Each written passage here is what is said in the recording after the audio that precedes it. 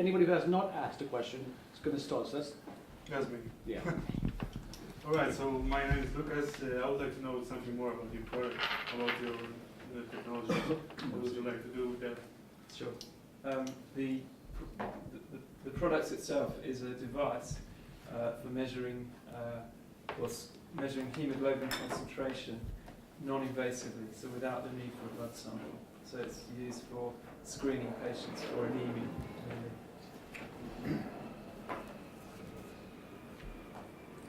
Do you want to expand on that, Lucas? Do you know what anemia is? Do you know what Yeah. hemoglobin is? What the name is and what's hemoglobin? So what is the technology you do that? Okay, the technology is based on there are two methods which work together to make the measurement. Now, hemoglobin, as you probably know, is stored within the red blood cells, which are suspended in a clear liquid, which is known as the plasma. To measure the concentration of hemoglobin, we need to detect both the red cells containing the hemoglobin and the volume of plasma that they're suspended in. So we use a dual mode sensor, which detects basically the tissue, and it works on the finger or on the ear, it doesn't matter. The tissue contains small arteries which change their diameter. Okay, now the more red blood cells are there, so what we do, we pass the light through the tissue, the more red blood cells are there, the more the brightness of the light passing through change is modulated by the blood. And so effectively we detect the red blood cells using light. The plasma, the liquid component, we detect using an electric field. So we effectively measure the capacitance change across the tissue. And from the ratio of those two measurements, the optical measurement and the electrical measurement, we can calculate the hemoglobin concentration. So it's a So it's a kind of new method to calculate that. yes. Or was it invented before? No, it's completely new. Would that take you to the question of how is hemoglobin currently measured? Would you like to know that? Yeah, I already know. He told me about that. All right. Okay. Just Well, with a blood sample. Yeah, I didn't go into that. From what I understand from what I've heard so far, one of the main advantages is that it's non-intrusive. Yes. So can I ask, this new method, is it just as efficient as the old method, or is it improved, or is it better? We're still at the sort of early prototype stage, so we're still trying to make measurements from a wider range of volunteers as we can.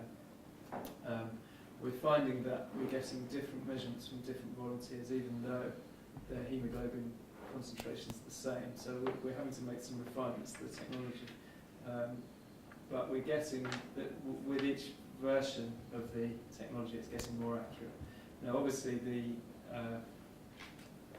it can only become commercially viable once it reaches the level of accuracy of sort of approaches the level of accuracy of a blood test. But in medicine, you have sort of non-invasive tests and invasive tests. Invasive tests tend to be more accurate anyway, but they have disadvantages in that you have to take a blood sample, put it into an analyzer.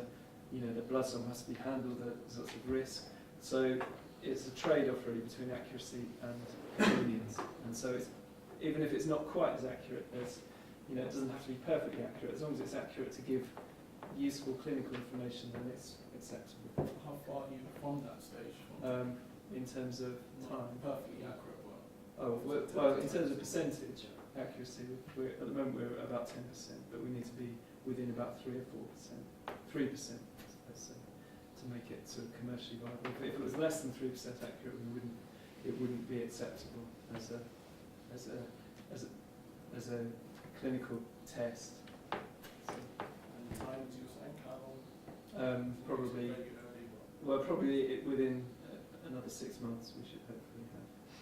But you can never tell. That's an educated guess.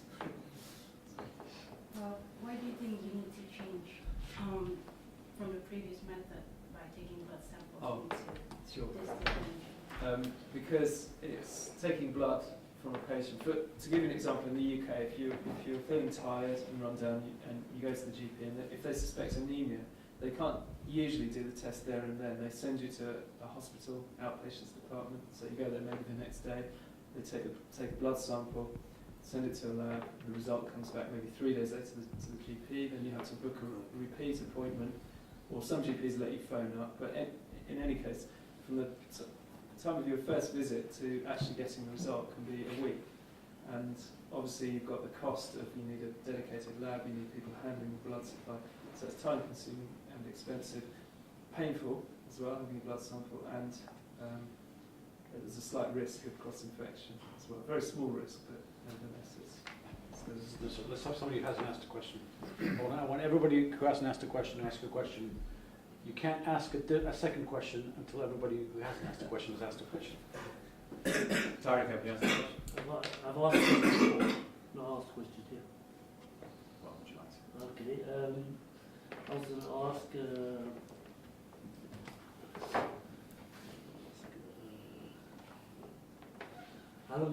how much research has gone into it so far? We've been working on the project for a year, 12 months, and that's 12 months in the lab with various versions of prototypes. Testing in vitro, which is with just with sort of blood substitutes and using sort of a model, and also in patients. So yeah, so 12 months.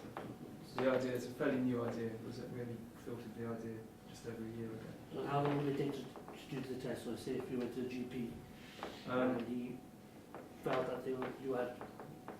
If the GP had one of these devices, Yes. they could do it in 15 seconds. 15 seconds, Yeah, okay. it's immediate, almost instant. Can you talk a little bit more about how it will work in practice, how you see it working? Yeah, sure. Do you mean where we use it? Yeah, I mean, Sure. what would the experience be? The if customer person experience or goes, the yeah. patient experience? Okay. Yeah. The patient experience is with the doctor would say, I'm going to measure your hemoglobin concentration now. Could you give me your finger? Just extend their finger. They clip the sensor onto the finger, switch on the machine, and wait a few seconds, and the number will come up on the screen. So, and I mean, there'll be no discomfort at all, just maybe a slight pressure, because we need to squeeze the finger just with a spring, just to make sure that the blood, to make sure we can detect the pulsation of the artery. But there's no other no discomfort at all. I'd like to ask a question. Will it make a difference on the patient's background, gender, or age? No. It's a good question. One problem is that they How might... thick is the skin? Yeah, exactly. Everyone's got different levels of skin pigmentation. Everyone's got different levels, different size fingers, for Yes. example. Some people have thin fingers, others have fat fingers. But it adjusts for that because we're measuring the relative pulsation compared to the total intensity. So if you've got a thick finger, you detect less light, but you also detect less pulsation. So the two cancel out. So it's self-calibrating. There are similar devices on the market that measure oxygen saturation. It's called a pulse oximeter. If you go to A&E department or operating theatre, they have these devices, and they're self-calibrating. They work very well. So the concept is there, but they're unable to measure hemoglobin concentration because to do that you need to detect the clear component, and they can only detect the red cells because it uses light basically. So that's why we need this sort of dual technology. Can this do everything that those other devices do? No, we could combine it with a pulse oximeter just by using, instead of one light source, using 2 or 3 light sources, and then it could measure oxygen saturation and hemoglobin concentration. But at the moment we're concentrating just on hemoglobin. Marika, have you asked a question? No, not yet. Before, yes. So, is there a possibility of some factors completely messing up with the measurement? Is that possible? That something's wrong with the patient, something completely different, Yeah. and that the measurement doesn't work. Yeah, that's a good question. There are always sort of cases where you have atypical results. For example, if you had a patient who'd inhaled lots of smoke and they'd have basically they have carbon monoxide poisoning, it affects the absorption spectrum of hemoglobin, so it would render the measurement inaccurate. But we're talking probably, in an accident and emergency unit, for example, that would possibly be a problem. So there'd have to be a sort of disclaimer that if you're using it with patients who've inhaled smoke, then the results may not be accurate. But I can't think of any other examples. Maybe people with acute severe jaundice, may affect their results as well, because the blood is a sort of different colour. It's a yellow colour. So there'll be cases, but there'll be cases which are usually well documented, because you know if a patient, the patient's inhaled smoke, you usually know a bit about their history, if they've come from a car accident or a house fire, or if they've got jaundice. So the clinicians should be aware of those conditions. In just about every other case, it should work fine. How much is it? How much do you expect it to cost? If it was in mass production, I'd expect the actual cost of manufacture to be between £100 and £200. There's nothing really expensive. How big is it? Well, the prototype we have now is about the size of a shoebox, but it could probably be shrunk down to a sort of more sort of portable device. Maybe trying to think of an example. Bigger than a phone, but maybe 2 or 3 phones sort of taped together, that kind of size. If that makes sense. From what you said before, the example is if someone was tired, goes to the GP first, and then you get sent to the doctor and so on. So Yeah. this is in essence for GPs to kind of stop that process. That's Less congestion in hospitals, so it's just it can be sorted out at the GP's office. Yeah. So from there, that's Yeah. where primary for GPs. it would be used as a screening device. So if you suspected anemia, it could confirm your suspicion, and then they could be sent for a more accurate blood sample if needed. But most patients, there's some other explanation usually for why they're feeling tired, they're stressed out or something. But also, that's the one application. We could imagine it being used in hospitals for patients who have lost blood, for example, during surgery. You can lose lots of blood, or in a trauma situation, you can lose sort of 2 or 3 litres of blood. And what happens is your body, where possible, replaces the volume of blood with liquid. So you've still got the same volume of liquid flowing around, 5 litres, but it's diluted. So your haemoglobin levels are dangerously low.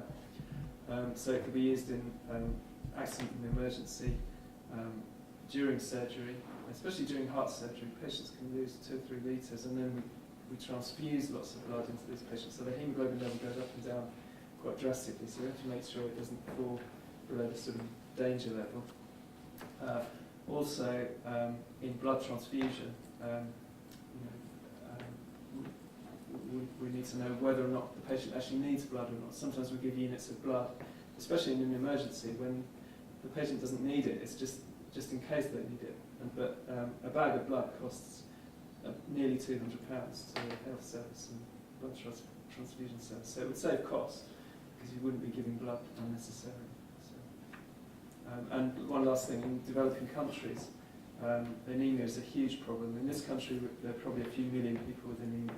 I think the figure's between 8 and 10 million with, very mild anemia. But in the developing world, where nutrition is a problem, there are an estimated 2 billion people in the world which are below what we would class in a developed country as an acceptable level of anemia. So they're below the clinical threshold. So it's a huge potential market. Quite a global market. You mentioned that the market is going to be GP or hospital.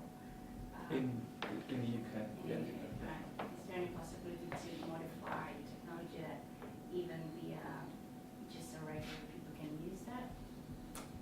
There's a big market now for home monitoring. People are much more interested in their health, looking up things on Wikipedia, looking up their drugs, measuring, my parents have got a blood pressure monitor at home. They measure blood pressure twice a day, and so I could see this being useful for home monitoring, especially for people who are pregnant, for example. They can be at risk of anemia, and also our lifestyle now, we don't always eat the right food, so people can, if they don't have enough iron in the diet, they can be anemic. So I could see it being, and for elderly as well, I could see it being a useful sort of home monitor to maybe something you could buy in Boots or something. Take home. So there's potential for that. I think care homes, for example. And in care homes, yeah, of course, absolutely, because they've got, they do testing of patients all the time, and elderly people, their haemoglobin level just tends to go up and down quite a lot. It'll be fairly easy to use, I'm guessing, then. Presumably. Oh yeah, you switch it on and click a probe on the finger. Anyone could do it. No training needed at all. Got a question. Could you imagine combining it with another device, say blood sugar measurement or something? Yeah. Because they have these handheld things where you just like.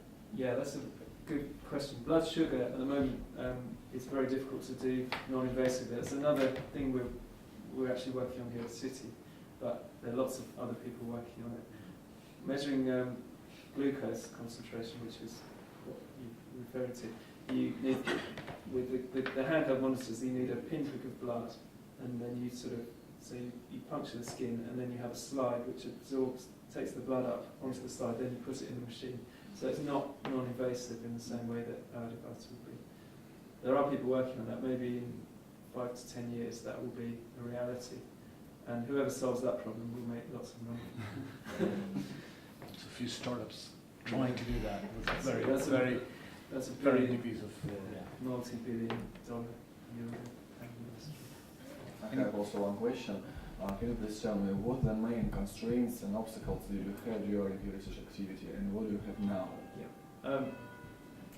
Fine. The main problem we have is that the detection of the clear component, the plasma, depends on measuring a very small electric field. Now, because we're surrounded by electromagnetic radiation from Wi-Fi, mobile phones, mains interference, fluorescent lights, then our sensor is, because it's very sensitive, picks up this interference. So we're finding, especially when it's on a person, because a person, we act like a big antenna, we pick up this radiation and retransmit it. We're just picking up a huge signal from the outside world, a very tiny signal from the finger, from the pulsation of the blood. So at the moment we're working on separating the signals. So it's a bit like tuning, it's a bit like tuning into a radio station that's hundreds of miles away, very faint radio station in amongst all this interference. So that's the main problem really. We're working with eliminating noise in the system, so screening, trying to isolate the patient somehow from noise, and then filtering what signal we do get, and filtering it to strip away all the information we don't need to find the little signal that we want. And that's the main problem, and that's why I haven't got one here to demonstrate to you, because it's not in a workable state at the moment. We can make it work on a model of a human, if we sort of put the whole thing in a sort of metal cage and ground it so there's no interference, then it works fine. But we can't really do that with a patient. It's not very, So we're getting there, we're just chipping away at the problem. And also, are there some special condition for this equipment, high quality? Sorry? I mean, some special condition for implementation for high quality data, high quality measurement results. We need to have reproducible results in that. If I put it on, if I had 10 patients and I knew their haemoglobin level was the same, 12 grams per deciliter or whatever, then it would give me the same value within 3% accuracy. And that's the criteria. If you find it on one patient for whatever reason it gives a different value, then it means it's not probably inaccurate and therefore not useful. So. Thanks. Okay, before I ask your feedback, when we last did some feedback, Justin came up with a very good question that you guys should have asked, and as far as I can tell, nobody's asked it yet. There's another one we haven't asked. There's at least 3. But the regulations, what's still needed? Are you the only one that's, anyone else tried it? Yeah, competition. We'll take those one at a time. So first, so regulation, yes. People need to complete product. Yeah. Okay. Well, it depends on the country that we want to bring it out in. If we wanted to market it in the UK, then it would need to be evaluated by something called the MHRA, which is the Medicines and Healthcare Devices Regulatory Authority. They basically test it, take it away, take it apart, look at the circuit, look at the power supply, look at any light sources or other sources of energy that could injure the patient, test it for electrical safety, put it back together and send it back with a certificate. And their analysis costs about £5,000. And they rate it as a class 1, class 2 or a class 3, and I think class 3 breaks down into 3 other classes. And the more invasive it is and more potentially risky, the higher the class. So this would be a class 1 or a class 2, probably a class 1, hopefully. And then then you're allowed to sell it for I think indefinitely. But if you make any changes, then it needs to go back for reassessment. So timescale, how long will it take to? 60 days. Yeah. So 60 days from when you submit it and pay them £5,000. In the US, they have a similar system. It's the FDA, Food and Drug Administration, which look after it. I'm not sure exactly how it works. I haven't dealt with it personally. Yeah, I can help you out with that. This is pretty important. Big difference between the European system, as I understand it, and the American system is, I don't know about the UK, but in Europe as a whole, you get something called a CE mark. Yeah. The CE mark mainly worries about what you just described, which is they want to make sure that when you use this box, you don't injure somebody. Now, what's not done in Europe, which is left to the medical community at large, is okay, you've got this thing, you flash the light at somebody, nobody in the CE mark stage investigates whether what Justin's measured as far as hemoglobin is actually accurate or not. So, European regulation, you've got, is this going to injure somebody or not? And then you've got this sort of academic research process of proving to people, the early adopters, yeah, it works. The FDA wants really good proof that it also works as well, which is good if you get FDA approval because you have a big barrier to somebody else. But one of the processes, depending on the classes I understand, you'd have to prove somehow else also that you're measuring the hemoglobin within accepted patterns and things like that, right? Yeah, exactly. Well, having said that, it's interesting because there are devices that I know of which are FDA approved that, and if you look in the literature, there's no sort of proof that they work. Whether that's, presumably that's some sort of internal process. They look at data from the company labs and they show them their lab books or whatever. Yeah, they don't need published data, but they need, Okay. they have protocols and then they have a panel.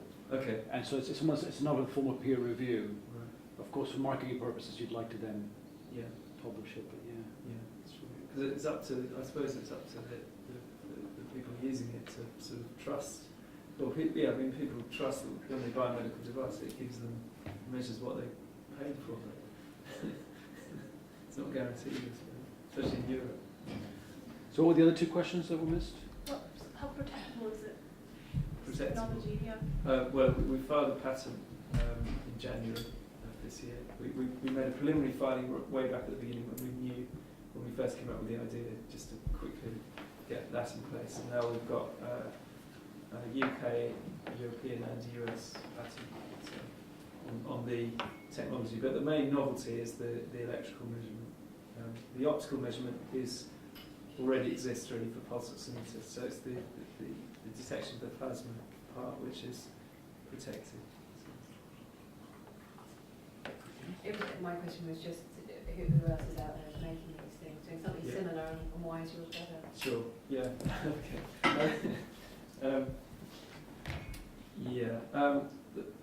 The reason no one's doing exactly the same thing is, I think, making the capacitance measurements, because of the noise, is more difficult than it sounds. I mean, when I first started talking about it, I said, you just stick this thing on your finger and measure the electrical signal. But it's actually much, there are lots of refinements you have to make it work, and we're chipping away at those. And I just think no one has sort of been inclined to do it, or has maybe tried and it didn't work. But as far as I know, no one's really tried it. It's just a bit harder than we think.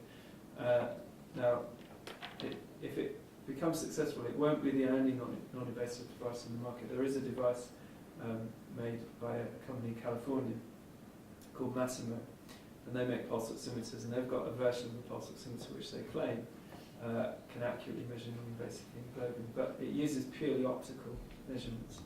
The way it calculates the hemoglobin level without actually detecting the plasma is sort of secret, they're company secret, which they don't reveal.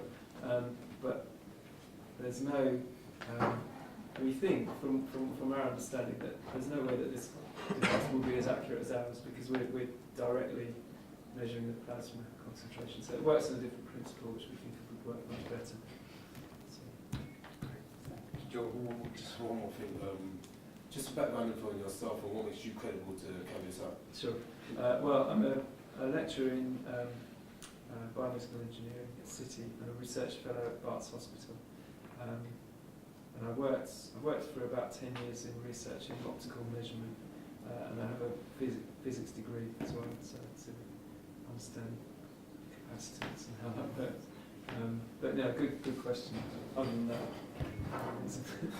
Just can I ask one more question, which I haven't actually, I forgot to bring up, and if you don't want to answer, that's completely fair, but as we do sometimes ask that when I'm working with scientists and academics. Going forward, how, if this were to become a company or something like that, how interested are you in being part of it, and sort of in what way? that's a good question. I mean, my main sort of interest, my sort of thing I think about when I wake up in the morning really is sort of finding out sort of scientific truth. And if you can make money along the way, then that's great. No one would say no, obviously. Yeah, I would be interested. But I think it depends. Some academics are very much interested in making money and doing, starting up companies and so on. It's not my main interest, but it's something I would be interested in as a sort of side. Oh, sorry. Small one. Yeah. You told us that you have a patent in UK, Europe and USA. How Yeah. did you pick the countries? I don't know. I Did you left it pick up to countries the- or? I took the advice of the lawyer, the patent lawyer. It's just, we don't have to pick countries yet, it's not Oh, at yeah, that stage but yet. you will. It's well, at PCT Okay. stage and, so we can say, right, we'll go for a UK patent and then otherwise we'll go PCT, which generally means we're keeping the door open for another 18 months, so we'll decide Okay. as we get Big down fun. there. Okay. Yeah, so we don't have to pick just yet, we So picked an international. Within 18 months, you have to know which countries Yeah. are worth. Yeah. Yeah. So at some point we're going to have to go, right, which countries is this going to make it big and make That a costs a lot decision? of money. Yeah, but we're not there yet. Okay. Sure. And Japan, you don't think it was worth it? Don't know. What was that, sorry? Japan. Japan. Because I think they are separate as well, aren't they? Japan, as medical device experience I've had, Japan, I don't know about the IP. Well, the other thing is, and I haven't sort of coached you guys because it's generic technology, but the other thing you always need to think about medical devices is not just IP and regulatory approval in each country. The one thing we haven't discussed, which is huge for medical devices, and I forgot to do that, is the idea of reimbursement. Because you can produce a technology, but you have a healthcare system, whether it's insurance, in almost no country do the patients pay for this stuff. So it's either an insurance company or the government that decides what gets paid. In the UK, it's a body called NICE, which is not always very nice, and evaluates, okay, technology, but given the limited resources we have, is this something the NHS should start purchasing or not? In every other single country, it's a very convoluted approach, and Japan has the longest reimbursable approval thing, and you have to buy things called medallions or something like that. It's horribly complicated. So in Japan, we're getting a bit into nitty-gritty, it's the Japanese distributors that pay for that, and they require separate studies. It's kind of like tariff barriers, hidden tariffs that there is in Japan. So entrance barrier. Yes, Japan is a monster to get into. So you tend to do it a little bit more late unless you have a distributor who's really interested in taking that on for you. Because as a startup, it's difficult to take it on yourself. Any feedback from them? How did that feel? Really good, actually. I thought you really got to the essence of the project very quickly, and I think by the end you'd asked all the questions that I'd have thought of asking. I can't think of anything I haven't really talked about. So, when you go interview somebody who knows a lot about a field, what they're going to start doing, no criticism of you at all, they start using technical terms. Earlier on it was Mishimura, this machine, and even hemoglobin, I didn't have biology for a long time. it's really important, and I hope you think it's okay, if we'll give us some Yeah. feedback, don't be afraid. Treat this as, this is a lecture in this field. Don't be afraid to say, I'm either at secondary school level or whatever level you are. Be open about that, because you're not there to be the scientific or technical expert, and don't let terminology go by, or TLAs, without asking, well, what is that? You mentioned that. That's really critical in the early stages, because you're going to take a whole bunch of notes, and then you're going to find there's all these terms used that you don't really understand, and something's escaped you, therefore. One of the things very early on, Justin described the technology to detect anemia.